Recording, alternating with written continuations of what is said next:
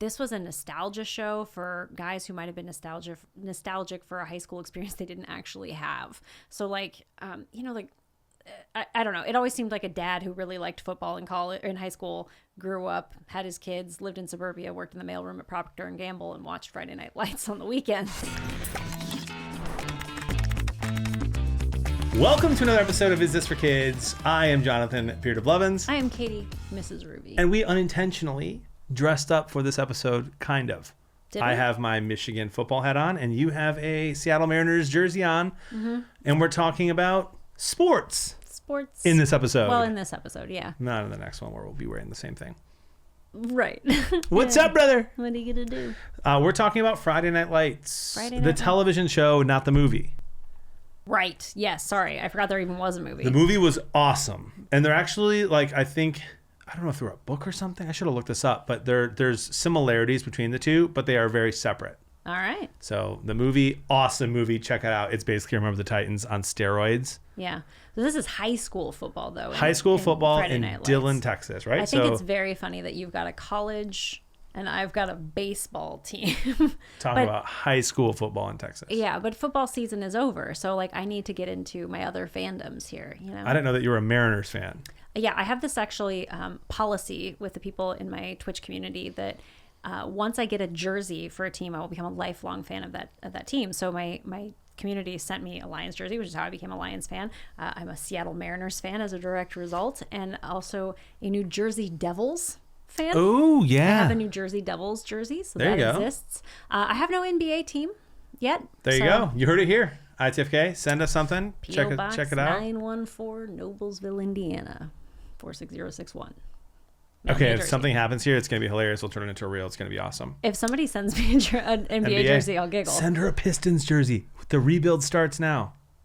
Is that? Oh, that's Detroit. Yeah, I couldn't. Sorry. Yeah, you would love that. You would love that. But we're going to talk about Friday Night Lights, the TV show, not the movie. Mm-mm. And you're in luck because I was forced to watch Friday Night Lights with my wife very early on. But let me just summarize real quick. Okay. So you've got the entire series, couple of seasons, revolves around the Dillon Panthers and their new head coach, Eric Taylor, as they deal with the pressure of Texas football in a fictional town of Dillon, Texas, and everything that comes with it on and off of the field. It's a real tight-knit community. It really has everything that you would expect in a television show about high school football in Texas. So you've got the coach who loves his wife, and he's trying his absolute best to do the best he can at this school and lead them to state championships. And living vicariously through your children? 100, a little bit, kind of. But it's in there. Not necessarily with the coach, but absolutely with other characters. Oh, absolutely. There's that dad who's yelling at his kid on the sideline because he didn't do what he wanted to in high school. Keep going. Pregnant teenager?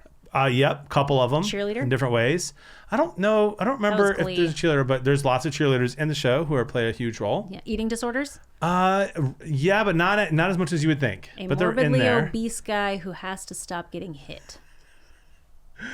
No. Oh, what was that in? That was Varsity Blues. Yeah. That's right. No, not that. But there's the kid who lives in a trailer. Yeah. Okay. Yep. Who has a really, really good heart, and everyone kind of falls in love with him, but he makes horrible decisions. Yeah. Then you've got like a lot of the guys are like real tough, like I'm a Texas town boy, and then you got like the guy who you don't think would be a really good starting quarterback who moves into town and becomes a really good starting quarterback. Sure. Yeah. Yeah. There's all kind, and then lots of dad issues. A lot of pressures from his dad. A lot of pressures from dad and all that good stuff. Trying to get into a good college but can't pass the SAT. See, all that stuff. Yeah. That kind of thing. So you know it. And even though I've not seen it. Even though I've not seen it. And everyone else does too. But here's the thing. So watch this when Caleb, our oldest, who's 9 now, he must have been a few months old. Jody and I, it was, if I could go back, by the way, this is a parenting podcast. So every once in a while we can reminisce.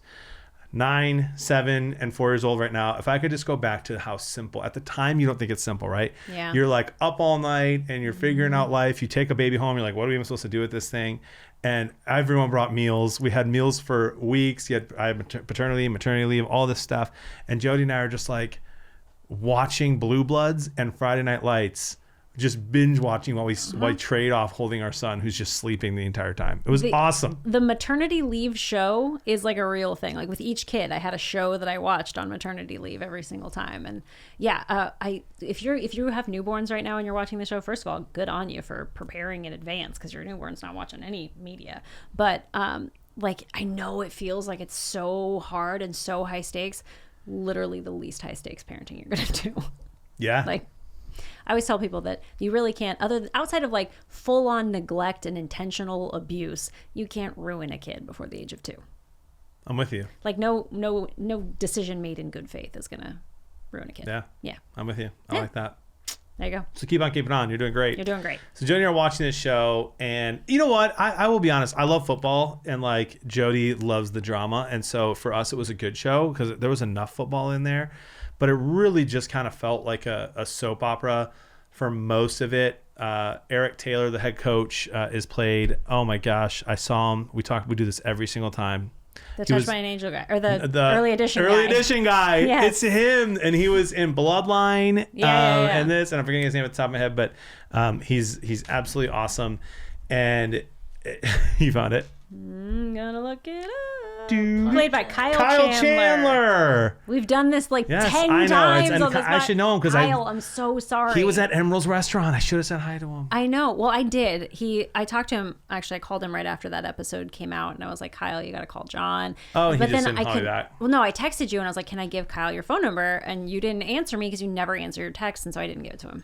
That's not true. Every week I spend 1 hour laying in my bed responding to every single text from the week before if I missed it. That visual. Well, visual? I have clothes on. Thank you. Just no hat. I wasn't picturing you without them. Think about it like that. No hat though. Kind of balding over here, hanging on to the last hope of hair. You're doing great. We're working on it. So here's the thing. So it's very dramatic. Looking back, right? There's a lot of underage drinking. Mm-hmm. There's a lot of partying. More like I'm talking more than that happens at the average school. Mm-hmm. Like I know that those things happen, especially like the show feels like it's taking place in like the early 2000s, if not even late 90s. And so I understand that, but there's a ton of sleeping around, a ton of sex, a lot of cleavage. And there's always, of course, in like these teenage dramas, the high schooler hooking up with a grown-up adult. Oh. Yeah. Yee. Yeah, but it's okay because he has not a great relationship with his parents. Oh, so this is like a Pacey Dawson's Creek situation? Yes. Is it a teacher? It is not. It's a neighbor. Okay. Still gross. Neighbor. Yeah, gross, right? And so Jody and I, like, I remember us watching it, and like, we're adults at the time, so it's like, okay, this show's like, if you would have asked us, should kids watch this? We'd have been like, oh, probably not, no shot.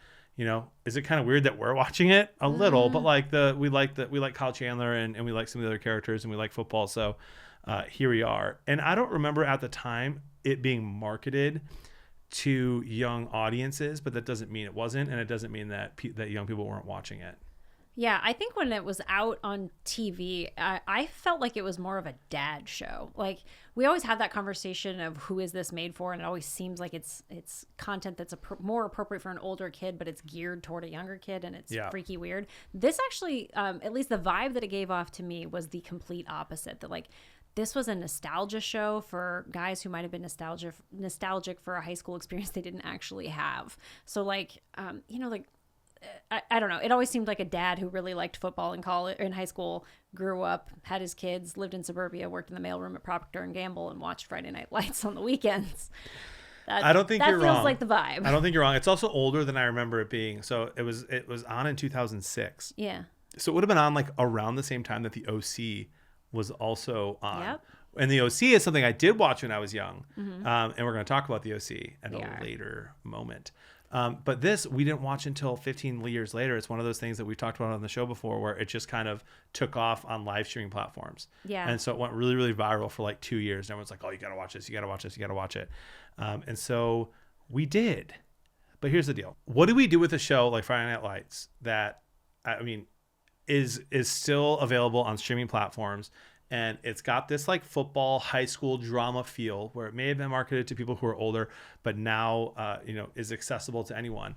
There's just in my mind, there's too many inappropriate things happening in the show and throughout the show for it to be okay for young people to watch. Mm-hmm.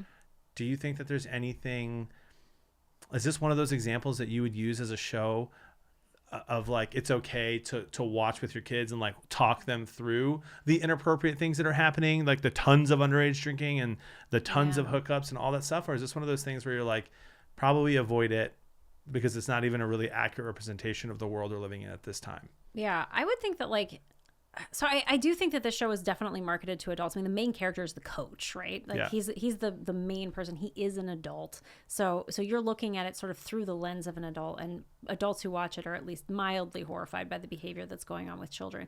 And when children are looking at something that they perceive as being bigger than them, as like being sort of off limits because it's for somebody bigger, sort of the way that, you know, a 12-year-old watching Jenny and Georgia is going to think that they've stumbled into something that like is secret information. They're more likely to internalize it and make believe to themselves that this is how they should be behaving. This is how teenagers behave. Oh, this is how adults think teenagers should be behaving. And because it's more angled toward a grown-up, it's marketed for adults. Kids are less likely to feel like it's making them look stupid or silly, which is how my teenager often feels about these teenage soap operas, is that it makes teenagers look dumb.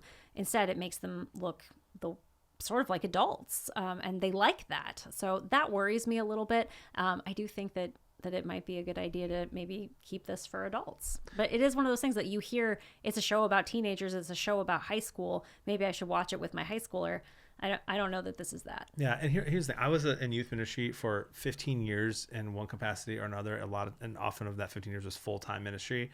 Like, there's just things depicted, the amount of partying, the amount of drinking, the amount of temptations. I mean, the amount of struggles that they're having, like a ton of infidelity in high school relationships. And like, there's a couple of characters who are in high school who are alcoholics. Yeah. Now, I know that happens. Yes. But it is not super common, right? In 15 years of youth ministry, like, people partying too much was something I talked to kids about. But like missing school for 2 weeks because you're on the couch just drunk on Busch Light, right, was like not a thing that happened outside of small towns in Wisconsin.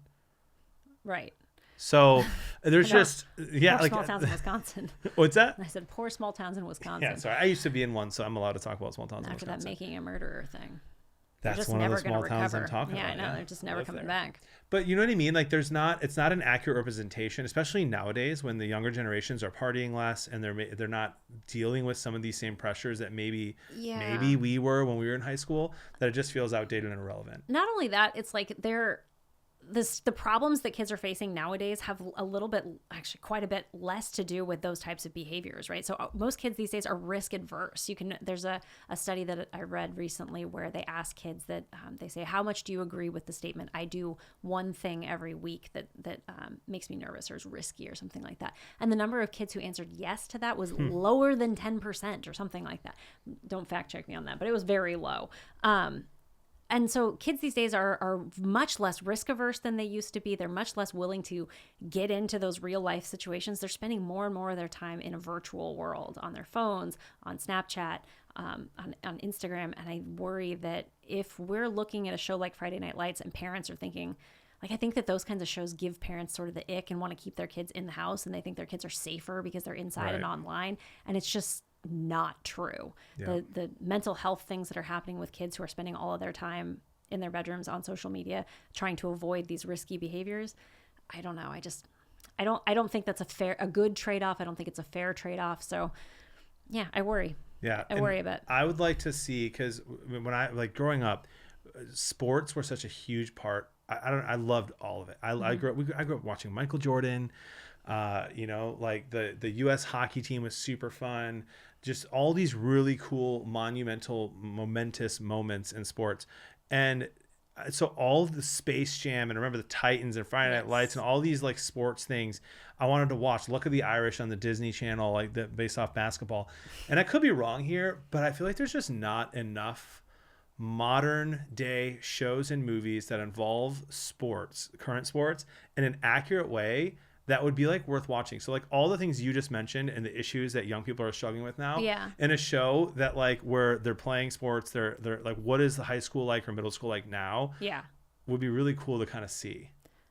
I think it would be really boring because because everyone's just they're just staring at they go to practice, they go to school, they go to practice, and the whole time they're just on their phone. Yeah, pretty much. That much, huh? Like that much of a zombie. I think it's a huge problem. But there you go. Another episode coming to you soon. Is This for Kids on Screen Time.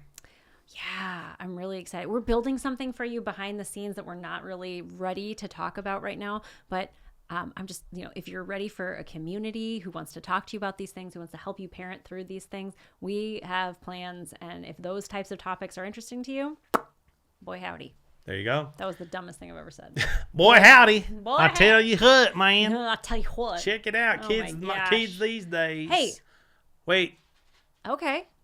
I know you're going to do the sign off. I was. Well, just so my in conclusion for me here with Friday Night Lights, the TV show, very different than the movie, by the way. Cannot say that enough. Yeah. Very different than the movie. It's one of those shows not really worth watching with your kids. There's too much language, too much underage drinking, too much partying, too much sex, too much weird stuff with adults and kids, that it's just not worth it. But if you are going to watch it with your kids, have a conversation with them throughout it, stop it, pause it, wait till they're 16-ish, 17 years old, and walk them through it. But I just think there's a lot of other things you could be watching with them that would be fruitful and helpful in parenting. Yeah, absolutely. Hey, if they wanted more content like this, where could they find it? isthisforkids.com. You can check out everything that we're doing. Leave good reviews, comments, ask us good questions. Yeah, absolutely. Tell John how great his beard looks. You and could. He's not balding. Okay. We're losing hair. Who's we, Kimosabi? Me and the hair. Oh, okay. Yeah. That's all right. We're that's fair. losing it. Got That's okay. Losing hair, losing weight, so I can get full sleeves once I shave. Sure. Excellent. All right. Well, Sleeves, check us not out for on kids. isthisforkids.com. And, there's just so much content out there for us to navigate as parents. I'm Jonathan Beard of Lovins. I'm Katie, Mrs. Ruby. Let us help you decide. Is this for kids?